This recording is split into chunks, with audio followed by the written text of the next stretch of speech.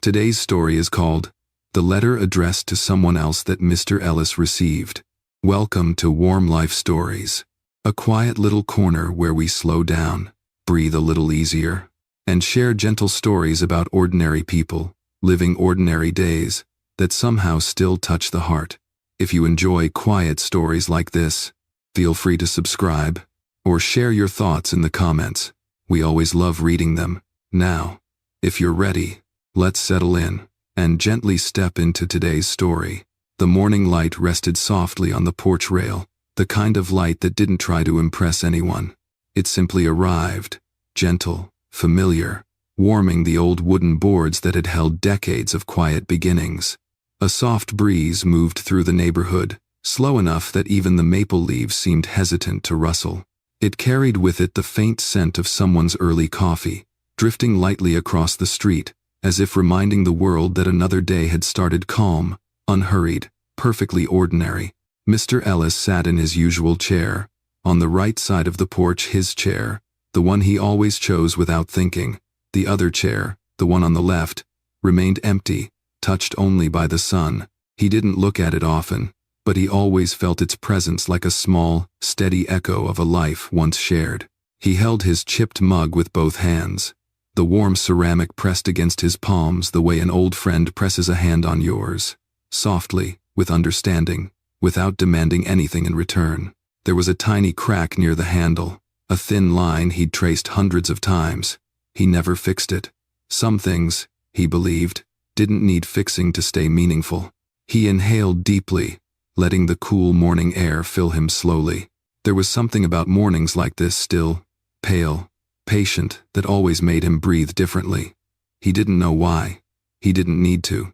Somewhere down the street, a few birds called to each other, their voices faint but bright, and from farther away came the soft thump of a newspaper landing on a neighbor's driveway. All of it blended together into one quiet, familiar rhythm. The rhythm his days had taken on since he learned to live gently, one slow step at a time. He lifted the mug to his lips, felt the steam brush against his face, and paused a moment before taking a sip. Pauses mattered at his age. They were where the heart settled. The sun climbed just a little higher, catching on the rim of his glasses, turning them for a brief second into two small mirrors of gold. He blinked, adjusted them the way he always did, carefully, thoughtfully, and then let his gaze drift along the street. Nothing unusual, just the neighborhood waking up, stretching softly into the day. The porch creaked under him, another familiar companion. It only creaked in the mornings, and only when the air was cool enough. Mr. Ellis liked that about it. Even wood, he thought, had moods. He didn't expect anything out of today. Most days didn't ask for much from him, and he didn't ask much from them. A warm drink, a quiet porch, a little light, that was enough. Still, there was a feeling in the air he couldn't quite name. Something gentle, something waiting, something that felt like a memory not yet remembered. He let his eyes close for a brief moment, listening to the breeze slip past the porch posts. It wasn't a gust, just a mild, passing breath of wind, but it carried with it a softness that made him lift his head slightly, as if the day wanted to whisper something before the world grew noisy. Across the street, a curtain moved. A car door shut softly. A dog barked once, then seemed to think better of it. Everything was ordinary, beautifully ordinary. And yet, as he sat there, hands around the mug, shoulders relaxed, breath slow, there was a sense, faint but unmistakable, that something small was on its way to him. Not dramatic, not life-changing, just something meant to touch the day in its own quiet way. He didn't know it yet, but the morning had already begun to shift. Something simple, something unexpected, something addressed not to him but somehow meant for him all the same. Mr. Ellis lifted his gaze from the quiet street and let it settle on the small things around him, the things that made up his world now. The porch posts he had repainted last summer, the familiar grooves in the wooden floorboards, the little patch of sunlight that always showed up first near the steps. These details steadied him. They were constants in a life that had slowly learned to live without hurry. Behind him, the screen door gave its usual soft rattle, the one it made whenever someone walked past inside. But no one was there. Just the house remembering its own sounds. Mr. Ellis smiled faintly. A man who lived alone long enough learned the language of small noises. He shifted slightly in his chair, resting his mug against his knee. In the soft light, the lines on his hands, the gentle wrinkles, the faint scars from years of carpentry seemed to tell stories of their own. Steady hands once, strong hands once, now simply careful hands, and he didn't mind that. Careful was still good. At 74, Harold Benjamin Ellis had become the kind of man the neighborhood felt safe around, not because he spoke much, but because he never hurried, never raised his voice, never looked past anyone. He had that quiet sort of attention that made people feel seen even when they only exchanged a nod across a fence. His life had become simple in the most honest way. Morning tea, a slow walk to the end of the porch, a quick check on the rosebush Maggie once adored, and the steady arrival of Mr. Clark, the mailman. Right on cue, a distant sound echoed down the street, the soft hum of truck tires rolling slowly, predictably. Mr. Ellis didn't need to look. He already knew. Mr. Clark was the kind of man who moved through the world with the rhythm of someone who'd spent decades delivering letters in all kinds of weather. Early 50s, a little heavy around the middle, cheeks red from the morning chill, always wearing a cap no matter the season. He had a habit of greeting everyone by name, even the dogs. The truck rolled to a stop in front of the Ellis house. The door creaked open. Boots touched the pavement. Mr. Clark stepped out with the familiar exhale of a man who appreciated quiet streets more than he admitted. He spotted Mr. Ellis on the porch and raised a hand. Not high, just enough to say, "I see you, old friend." "Morning, Harold," he called, voice warm but never loud. Mr. Ellis lifted his mug in return. "Morning, Clark." That was all they needed most days. 2 small sentences. A friendship built on routine, not conversation. Mr. Clark walked up the short path to the porch, envelopes in hand. The mail was never much, mostly bills, maybe a flyer or two, but it had become part of the morning ritual. Something small that made the day feel shaped. As he approached, Mr. Ellis noticed the tiny details he always noticed. The worn strap of Clark's mailbag, the slight squeak in his left boot, the way he carried the envelopes close to his chest to keep them flat. People showed who they were in the small things.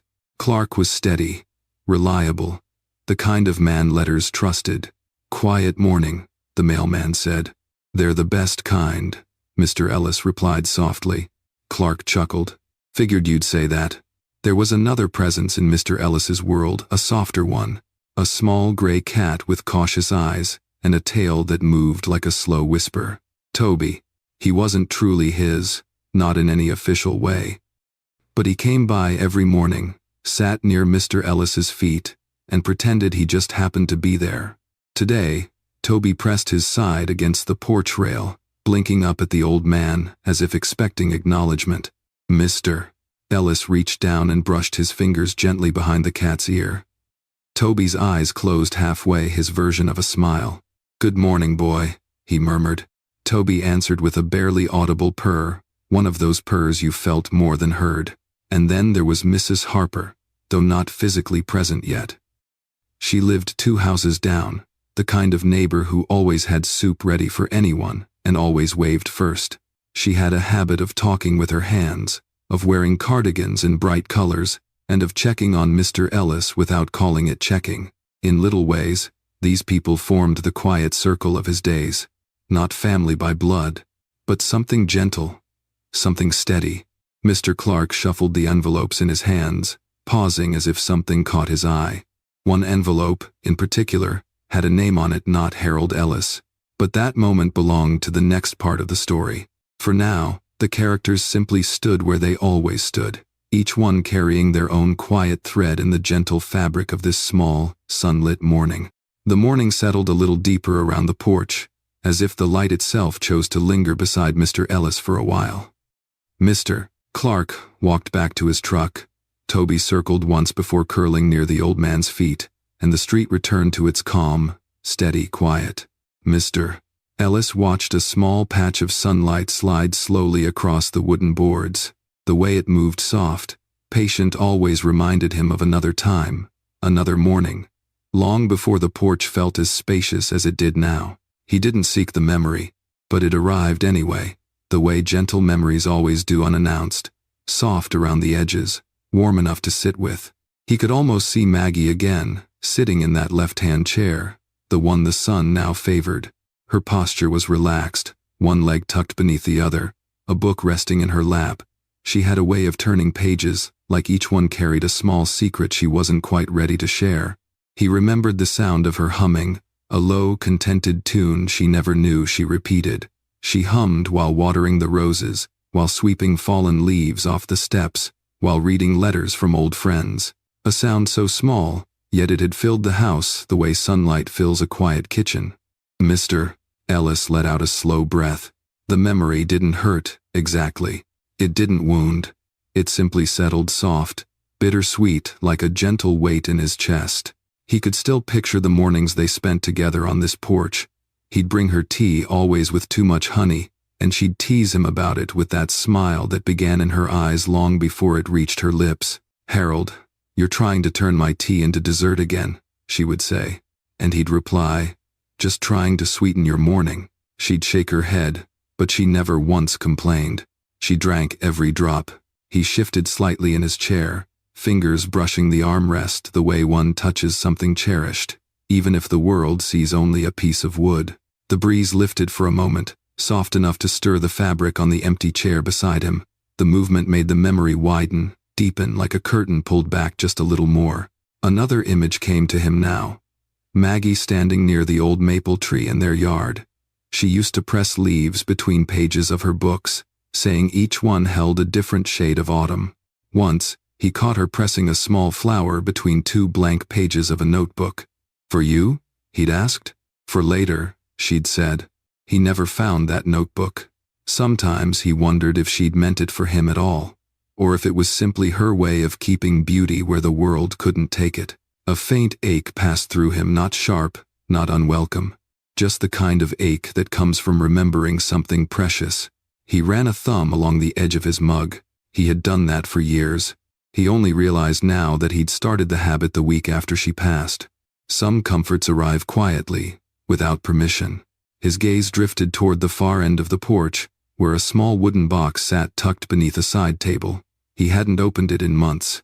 Inside lay old letters, some from friends long gone, some from Maggie, written in her looping handwriting that sometimes tilted too far to the right.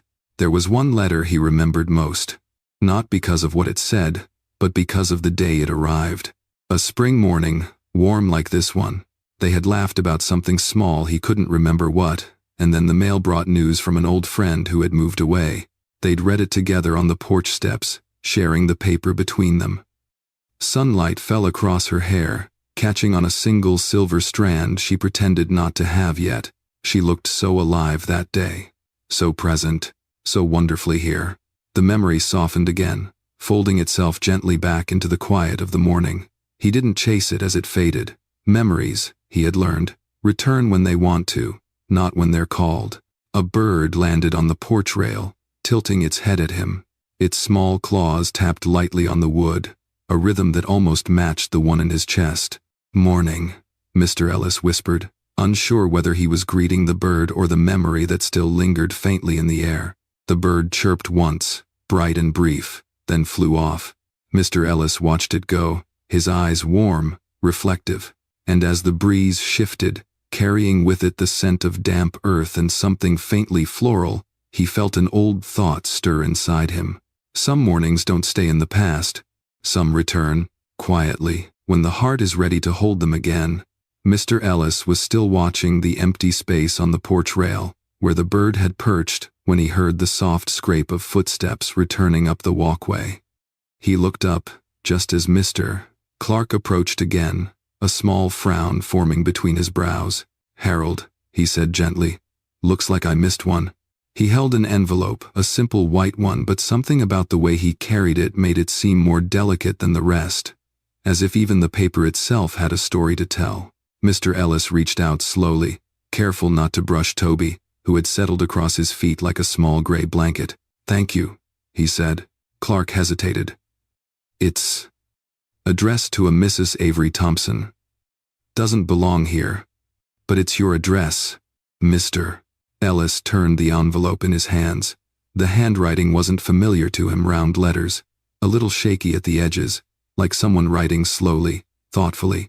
There was no return address, just a name, a street, a hope that the letter would find where it needed to go. He looked at the number on his mailbox, then at the letter, then back again.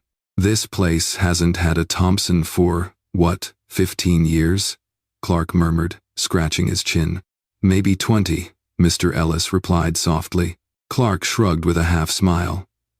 Well, sometimes letters take the scenic route. He tipped his cap. See you tomorrow, Harold. And then he was gone, truck humming down the street, until the sound dissolved into the morning quiet. The letter lay in Mr. Ellis's hands unexpected, slightly heavier than it should have been, warming slowly from his touch. Toby lifted his head and sniffed at it once before settling back down. Mr. Ellis leaned back in his chair, letting the breeze brush against his sleeves. He wasn't sure why he didn't set the letter aside immediately. Maybe it was the handwriting, careful, hopeful. Maybe it was the way the paper felt, thin but not fragile. Maybe it was simply the feeling that some things arrive in our lives not because they're meant for us, but because we're meant to notice them. He traced the edge of the envelope with his thumb, an old habit from years of handling Maggie's letters. He hadn't felt this small tug of curiosity in a long time. He knew, of course, that opening someone else's mail wasn't right. He had no intention of doing so. Still, he turned it over once more. Mrs. Avery Thompson, he whispered to himself. A name he hadn't heard before. A name with a softness to it, like it belonged to someone who once tended a garden or collected pressed flowers. For a moment, he wondered what kind of letter this might be. A birthday note? A holiday greeting? A goodbye? A beginning? He shook the thoughts away gently. Speculating didn't change what he needed to do. But he didn't place the letter on the side table. Not yet. He studied the handwriting again. There was a slight tremor in the pen strokes, especially around the loops. It wasn't the shakiness of age, more the shakiness of emotion. Someone had written this with care, with feeling, with a hope that it would reach the right hands. The breeze came again, lifting the corner of the envelope as if trying to peek inside. Mr. Ellis placed his hand over it, steadying the paper. I'll find where you belong, he murmured, surprising himself with the softness of his own promise. He stood up slowly, joints protesting in their usual way, and walked to the front edge of the porch. From there he could see the street stretching both ways, lined with houses he knew well. He tried to picture who lived in each one, how long they'd been there, what stories they carried. No Thompsons. Not in years. He tucked the letter gently into his cardigan pocket and nodded to himself. He would ask around. Maybe someone remembered the old family. Maybe someone knew where they had gone. Small towns had long memories, sometimes longer than the people who lived in them. Toby meowed softly as if asking where he was going. I'm not going far, boy, Mr. Ellis said. He took a slow step, then another, feeling the softness of the day around him. There was no rush. The letter wasn't going anywhere. Halfway down the porch steps, he paused, looking out again at the quiet street. Something in the stillness felt purposeful, as if the morning had been waiting for this moment all along. He breathed in deeply, the scent of distant flowers, the warmth of rising sunlight, and, tucked over his heart, the faint weight of a letter not meant for him, yet somehow placed gently into his day. He didn't know it yet, but this simple envelope would open more than memories. It would open something inside him he hadn't touched in a long time, the part of him still capable of being moved by a stranger's words, even before hearing them. Mr. Ellis didn't go far that morning. Just down the steps, across the small patch of yard, and to the edge of the sidewalk, where the sun had begun to warm the concrete. He stood there quietly, letter resting against his chest inside his cardigan pocket, as if the paper was learning the rhythm of his heartbeat. The neighborhood was still waking, curtains shifting, screen doors squeaking, someone somewhere turning on a radio a little too loud for the early hour, but nothing felt rushed. Everything moved the way mornings do in quiet towns, gently stretching into place. He walked a few steps down the street, slow and deliberate, scanning the familiar houses. No last names matched the one on the envelope. He hadn't expected them to. Something deep inside him already felt that the answer wouldn't be found in mailboxes or doorbells. Still, he walked, not searching exactly, more like listening. About halfway down the block, he stopped beside Mrs. Harper's front gate. Her yard was already bright with marigolds, though she hadn't even stepped outside yet. She tended her flowers the way some people tended memories, with care, with patience, with a sense that each small thing mattered. He considered knocking, but the thought drifted away as quickly as it came. This didn't feel like a morning for asking. It felt like a morning for noticing. He reached into his pocket and brought out the letter again. The sunlight touched the paper, and something he hadn't seen earlier caught his eye, just a hint of color near the top edge, barely noticeable. He tilted the envelope slightly. There it was, a faint imprint, pressed through the envelope from whatever lay inside. At first he thought it was a smudge, but no, it was too delicate for that, too intentional. He brought it closer to his glasses, a small shape, rounded at the edges, thin veins like the ones on a leaf. A pressed flower. His breath eased out in a soft, almost reverent exhale. Maggie used to slip pressed flowers between pages and letters. She said flowers could survive in two worlds at once, where they grew and where they were remembered. He held the envelope gently, feeling the faint texture beneath the paper. "Oh," he whispered, though he didn't finish the thought.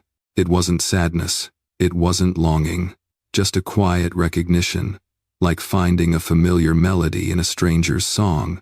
He turned the envelope over once more. Still no return address. Still only the name Mrs. Avery Thompson.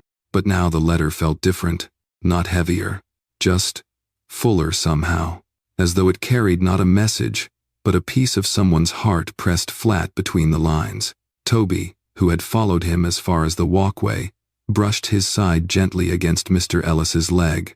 The old man looked down and smiled. "Not ours," he murmured to the cat, "but still worth holding on to for a moment." End quote. He walked back toward the house, each step slow, thoughtful. The morning light followed him, gliding across the grass, softening the edges of the porch steps as he climbed them again. When he sat, he placed the letter on the small table beside him, watching how the sunlight touched the envelope's surface. There was something else now, something he hadn't noticed while standing out in the street. Where the imprint of the pressed flower lay, the paper had the slightest rise, like a breath caught just beneath the surface. He let his fingers hover over it, not touching, just sensing. Someone cared enough to send not only words, but a memory. A small realization landed quietly in him. Whoever wrote this letter hadn't intended merely to communicate. They had intended to keep something alive. He leaned back in his chair, listening to the porch settle under his weight. A distant train whistle drifted through the air, another small reminder of how life moves forward even when you sit still long enough to feel it pass. He glanced at the letter again. A warm thought surfaced, tender and unexpected. Perhaps some things arrive in our hands because our hearts remember how to hold them. The breeze nudged the envelope gently, almost like a friend tapping your shoulder before saying something important. He placed a finger on the corner to keep it still. He didn't open it. He didn't need to. The small reveal had already come. A pressed flower. A careful hand. A message meant for someone else, that somehow had begun to unfold something in him anyway. He sat with that feeling for a long moment, letting it settle beside him like the morning light, soft, patient, and quietly full of meaning.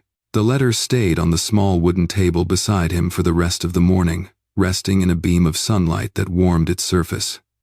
Mr. Ellis didn't touch it again, not yet. Some things needed a moment to breathe before they revealed what they carried. He sat there quietly, listening to the soft hum of the neighborhood. Cars moved slowly, as if even they understood the gentle rhythm of this particular day. In the distance, a lawnmower started, buzzed for a few seconds, then stopped. Children's laughter floated faintly from somewhere blocks away, carried by the same breeze that had nudged the letter earlier. A soft feeling settled in his chest, neither happiness nor sadness, but something that lived in the wide space between, a fullness, a warmth he hadn't expected to feel from an envelope that wasn't even addressed to him. He lifted the letter now, holding it with both hands. Not to open it, just to feel its shape again, its presence.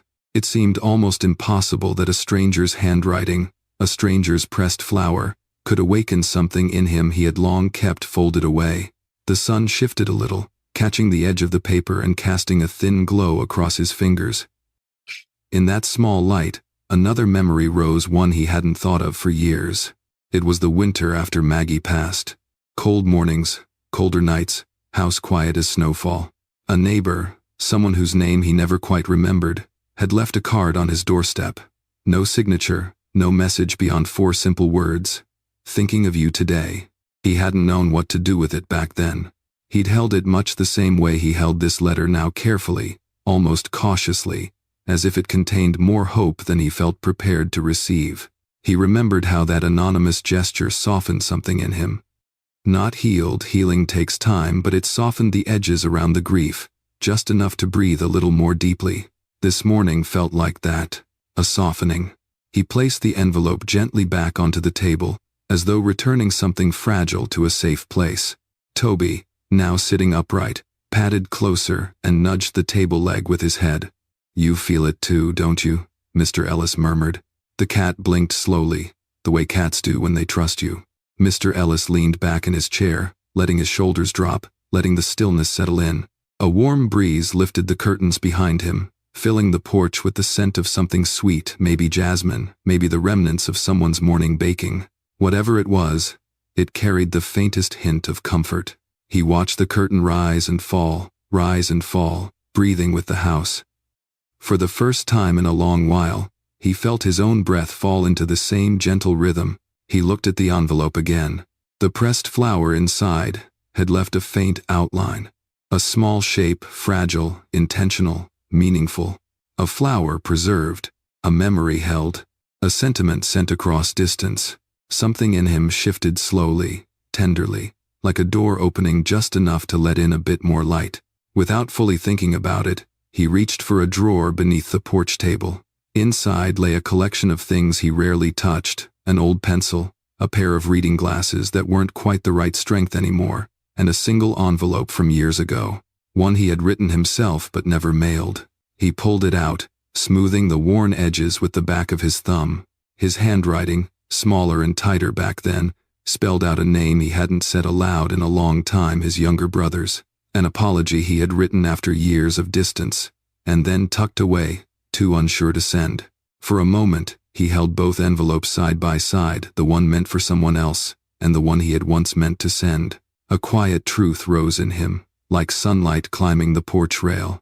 Letters are not just words, they are bridges, even the unsent ones. His expression softened, a tiny shift, barely visible, but deep. His eyes warmed, his shoulders eased, his breath grew slower, steadier, as if some tightness inside him had loosened. He slid the unsent letter back into the drawer, not in resignation this time, but in understanding. Its time had not come yet, but maybe it wasn't lost. Maybe nothing tender is ever truly lost. He looked again toward the street, toward the direction where the unknown writer had once placed this small message into the world, and the breeze moved through the yard, bending the tops of Maggie's roses in a way that felt almost like a nod. A warmth spread in him, quiet, steady, uncomplicated. Not joy, not sorrow, just a gentle, human warmth. And in that soft moment, he understood something without words. Even a letter not meant for you can find its way to the part of your heart that needed to be touched. The day moved forward in its quiet way, the sun inching across the porch floorboards until it reached the very edge of Mr. Ellis's shoe. He felt the warmth gathering there, gentle and steady, almost like a hand resting lightly on top of his own. He had spent the last hour simply sitting, no decisions, no plans, just the letter on the table beside him and the soft company of a cat who understood the value of stillness. There was something healing about days that didn't demand anything from you. Eventually, he stood up with the slow exhale of a man rediscovering his balance. The letter remained on the table, resting in a small circle of light. He didn't pocket it this time. He didn't need to carry it anymore. Something in him had already been carried to where it needed to go. He stepped into the yard, feeling the coolness of the grass under his shoes. His steps were measured, but lighter somehow, as if the morning had gently rearranged the weight he'd been holding. At the edge of his garden, Maggie's rose bush reached toward the sunlight, full, soft, and alive, with small buds that hadn't been there the previous week. He knelt slowly, joints protesting but not enough to stop him, and touched one of the leaves with the back of his fingers. "Look at you," he whispered, growing again. The bush swayed faintly in the breeze. He knew it wasn't responding. Plants don't move on purpose for us, but something in that simple motion felt like acknowledgement anyway. He stayed there for a moment, letting the faint scent of roses, soil, and morning air settle around him. Then he straightened up, brushing dirt gently from his palms. His eyes softened. A voice called from down the sidewalk. "Morning, Harold." Mrs. Harper, cardigan in a cheerful shade of blue, waved at him with a brightness that always felt a little like sunlight. She was carrying a small jar covered with a cloth napkin. "I made tomato soup this morning," she announced as she approached. "Too much for one person." She always said that. It was her way of giving without making anyone feel like they were being given to. Mr. Ellis smiled, a real one, soft at the corners, unforced. "You didn't have to." "I know," she said simply. "But it's a good morning to share something warm." She handed him the jar, and he accepted it with both hands. The glass was warm to the touch, heat seeping into his palms the same way comfort seeps into a quiet heart. "Thank you," he said. She tilted her head, studying him with that gentle intuition she'd always had. "You look lighter today." He didn't deny it, nor did he explain why. "Maybe the day decided to be kind," he said. She smiled, patting his arm before heading back down the walkway. "Days tend to follow your lead, Harold." End quote. When she was gone, he stood there holding the warm jar for a moment, appreciating the way simple kindnesses move through a neighborhood, quiet, steady, almost invisible, unless you're paying attention. He returned to the porch and placed the jar next to the letter.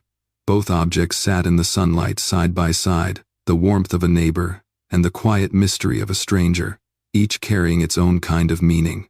Toby brushed against his leg again, encouraging him to sit. So he did. He reached down, stroking the cat's fur, feeling the soft vibration of a purr travel through his fingertips. The sound was soothing, like a held note on an old jazz record.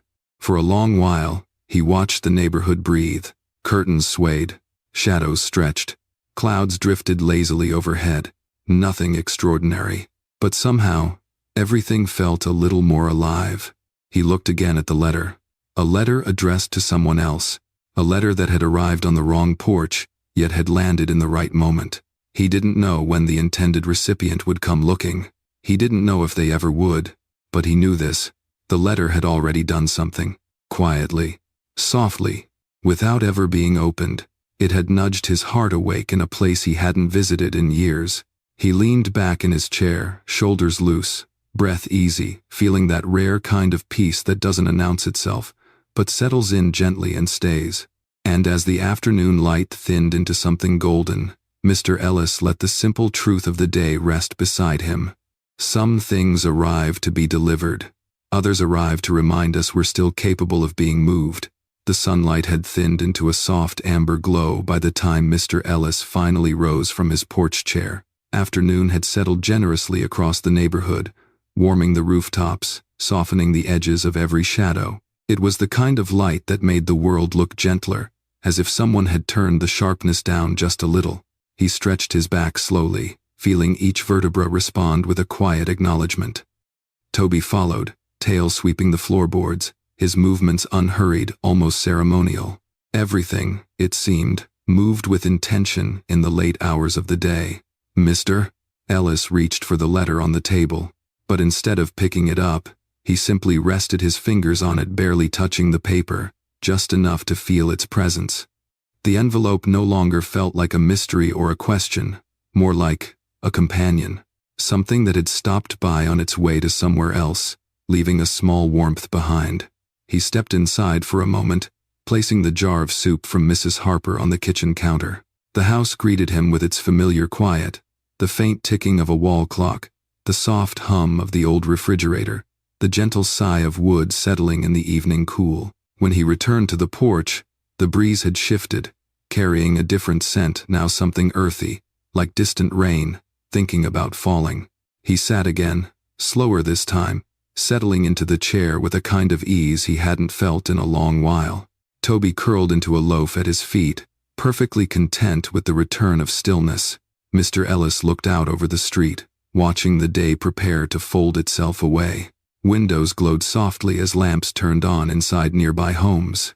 A pair of teenagers walked past, laughing quietly, sharing headphones. A father lifted his daughter onto his shoulders, her small hands gripping his cap as they disappeared around the corner. The world, in all its ordinary rhythms, felt close, warm, familiar. He let out a long, steady breath. Not heavy, not weary, just settled. His eyes drifted once more to the letter, resting beside him. He didn't know when Avery Thompson might return for it. He didn't know the story waiting inside that envelope. He didn't need to. Some things weren't meant to be solved. Some things were simply meant to pass through our hands on their way to where they truly belonged. He leaned back and let his gaze rest on the empty chair beside him, the one Maggie used to favor. The sunlight hit the fabric just right, making it glow faintly. For the first time in a long while, the sight didn't ache. It just was. A space once filled, then empty, then tender. A place for memory, yes, but also for peace. He touched the edge of the envelope again, brushing it lightly, almost thoughtfully. A small smile warmed his face, gentle enough to go unnoticed unless someone was very close. Funny, he murmured to himself, how something not meant for you can still find you. A train whistle sounded in the distance, soft, low, drifting across the neighborhood like a reminder that everything continues, even when we sit still. The porch creaked under his chair. The last rays of sunlight threaded themselves between the slats of the railing. Somewhere far off, a dog barked once, then quieted. Mr. Ellis closed his eyes briefly, letting the breeze brush over him. It felt like the day was offering a final, gentle nod before settling into evening. And in the quiet, a thought rose, not loud, not declared, just emerging like a whisper that had waited patiently all day. Maybe life doesn't always deliver what we expect. Maybe it delivers what our hearts are ready to feel again. He opened his eyes, the softness still lingering there. "Thank you," he said quietly, not to anyone in particular, not to the letter, not even to the memory of what once was, but to the gentle unfolding of the day itself. He stood up, taking the envelope inside, not to open it, not to hide it, just to keep it safe until the rightful hands came for it. The porch, now carrying the coolness of approaching dusk, seemed to breathe out with him, and as he closed the screen door behind him, the warmth of the day lingered quiet, steady, rooted in the simple truth. Sometimes, even a letter addressed to someone else arrives exactly where it's needed.